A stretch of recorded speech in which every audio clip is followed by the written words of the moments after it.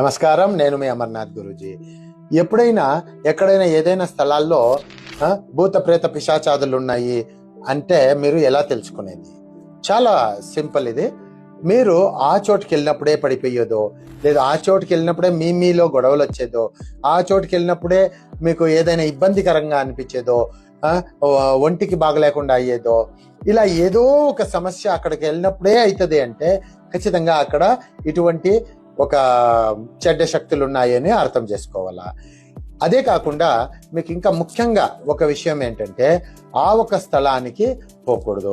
మీకు ఇది ఇంకా క్లియర్గా అర్థమయ్యేటట్టు నేను చెప్పేది అయితే, మీరు ఇంట్లో ఉన్నప్పుడు ఒకలాగా, ఆఫీస్లో ఉన్నప్పుడు ఒకలాగా, అదే గుడిలో ఉన్నప్పుడు ఒకలాగా, మీరు బడిలో ఉన్నప్పుడు ఒకలాగా, సినిమా హాల్లో ఉన్నప్పుడు ఒకలాగా, అదే ఒక ఫ్రెండ్స్తో ఉన్నప్పుడు ఒకలాగా, ఇలా ఎలా మారుతారో ఆ ఒక చోట్లో ఉన్నప్పుడు కూడా అలా మీలోనే ఒక పెద్ద మార్పు అనేది ఏర్పడుతుంది.